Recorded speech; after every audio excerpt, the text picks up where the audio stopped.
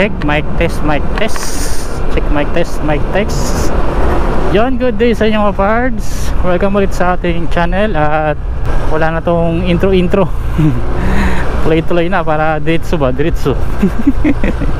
Welcome 2024. Uusapan natin yung about sa relay yan. Magkakabit kayo ng mga relay sa inyong mga MDL. Sa social media, sa Facebook ko yata napansin yun. Nagtatanong kung ano daw yung magandang setup sa MDL yan, kung paano daw kinakabit, kung ilang relay daw ba yung maganda yan.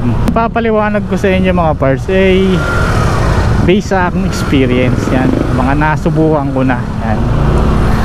Kung MDL na may high and low, yung normal lang high and low, ilang wire yun? Siguro mga 3 wire yan.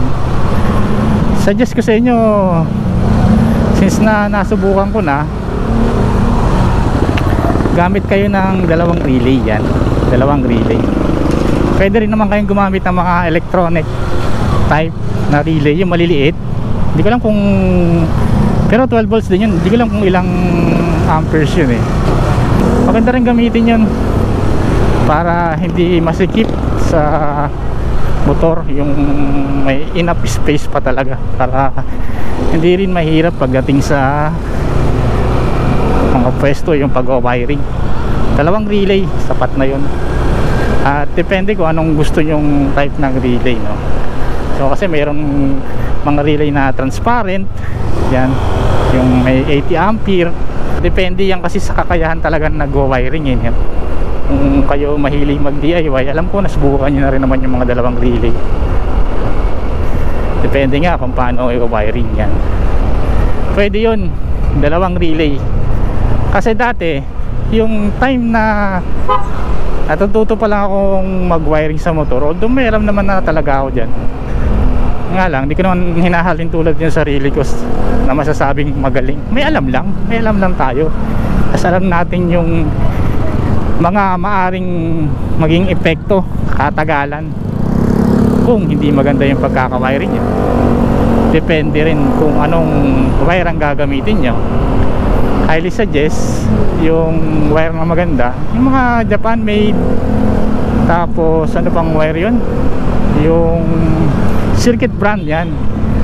At kung anong gauge, 18 or 16 gauge. Kung sa 16 gauge yun, pinaka maganda yun, 16 gauge, para medyo may kakapalan. Tapos gagamit kayo ng fuse. Sa fuse holder naman, o fuse box, maganda rin gamitin yung circuit brand. Makapal yung wire nun.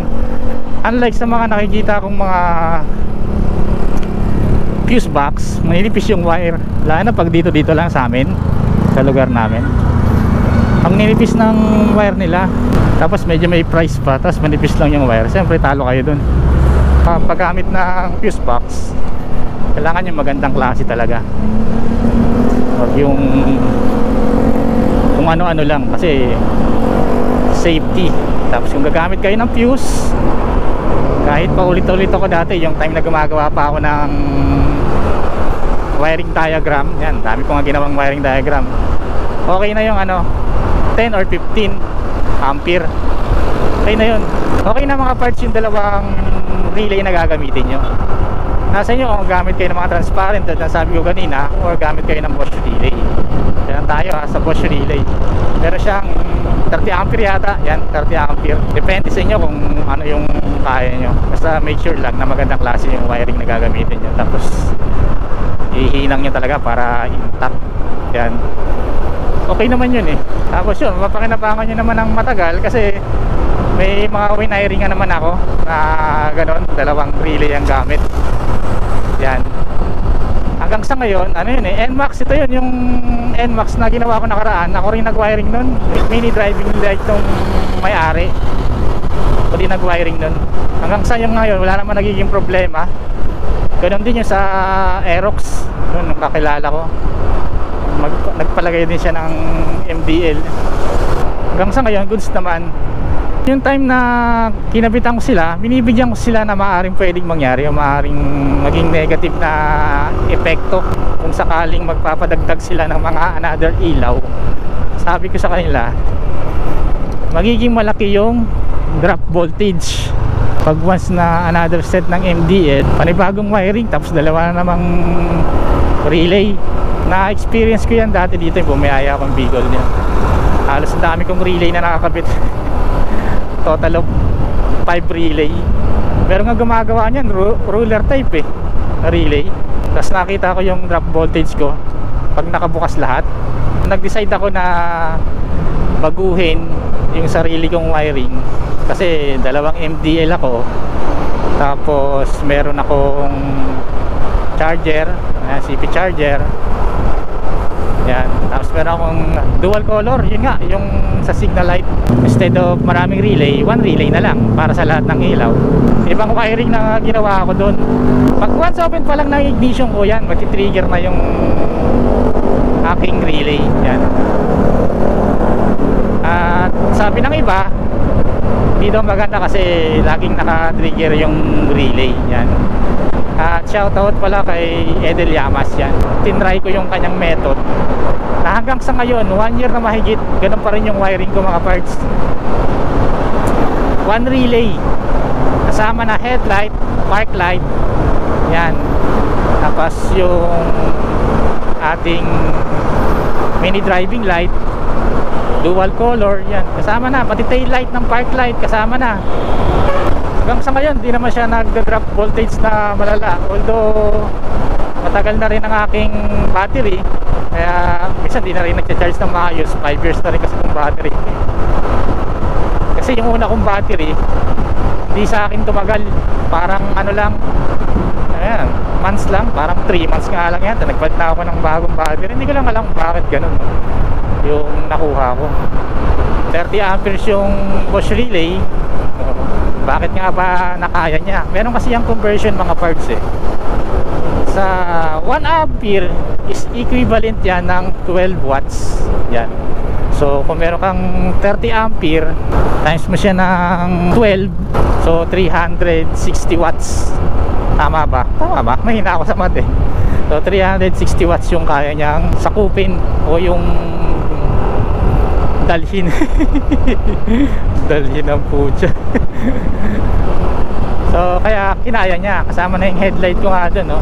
So, pag connection naman ng headlight nito, yung body ground niya tinanggal ko sa ECU control yan.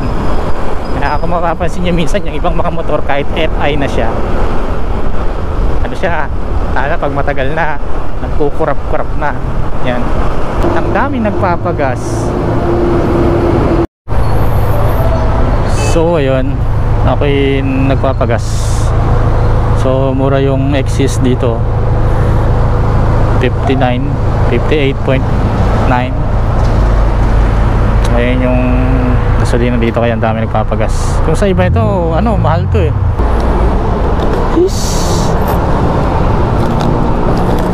okay na rin. Nabubusan daw sila ng gasolina XCS sa kabila, kaya full pack. Full pack ang gawa. Full pack sila na nagpapagas ng XCS. Yan. Yan, nasaan na ba ako? Yan, sa klase ng relay. Kung isang set lang ng MDL, goods na yun. Dalawang relay. Yan. Pwede naman din isang relay. Ito na ginawa ko. Pero may babaguhin kayo sa wiring ng motor nyo para maging balance yung flow ng kuryente. Kung sino man may nais ng wiring diagram, check nyo na lang sa mga dati kong mga video. Scroll down nyo na lang. Meron ako ng set ng one relay setup na isang relay lang ang gamit.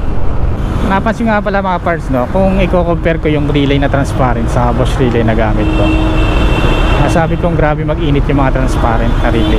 Wala naman masama minsan na may nagbibigay ng knowledge, yung tipong i-adapt mo, walang masama, diba? Yung sa mga kinaugalian na ang gamit ng relay marami sa isang relay lang.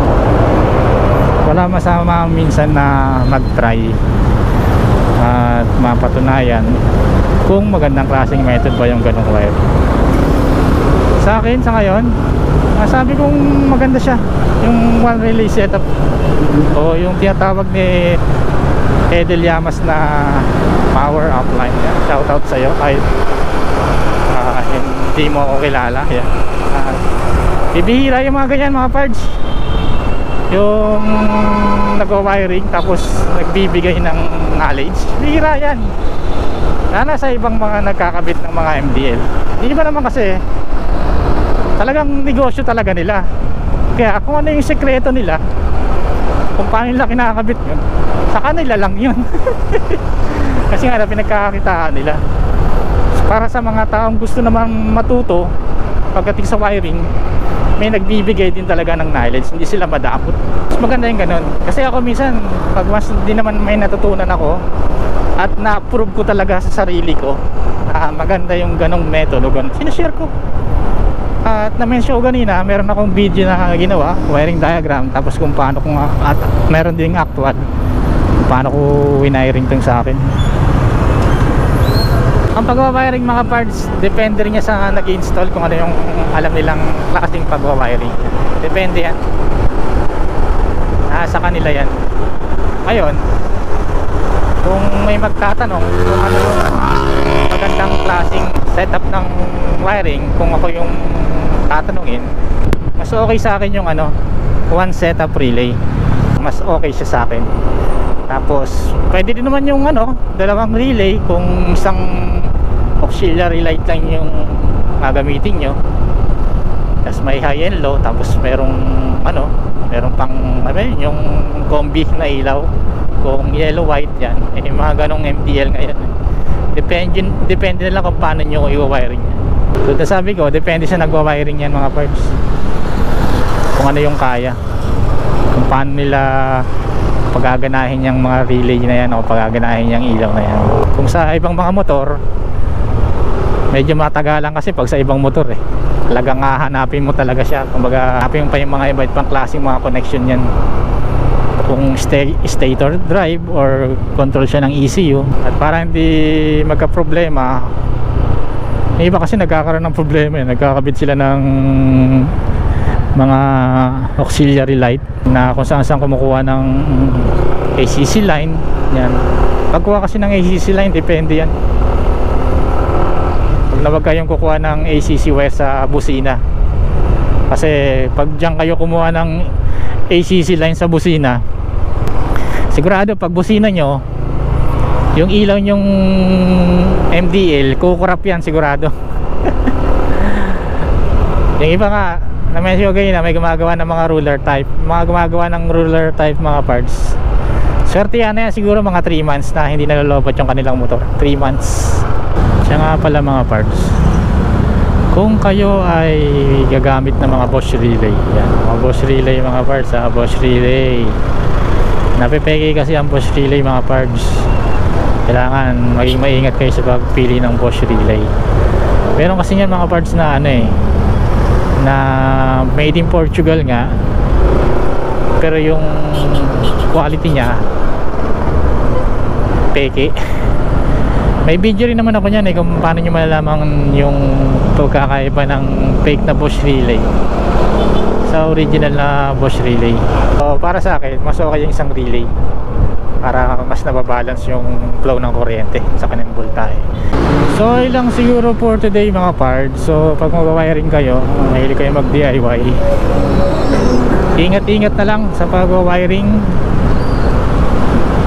dahil mahirap masunugan ng motor yan. Dapat nyo lang alamin yung dapat na nararapat na kung saan patatakbuhin ng wiring. So dapat ganun para hindi magka-problema. At gamit kayo ng tester, test light yan, para malaman nyo kung nasaan yung ACC line or pinaka main ng ACC line. Sabay, madali lang naman paghanap ng main ng ACC line sa susyan lang makikita yun. Ingat-ingat sa pag-wiring sa mga nagda-DIY. So ayun lang for today mga parts. Salamat.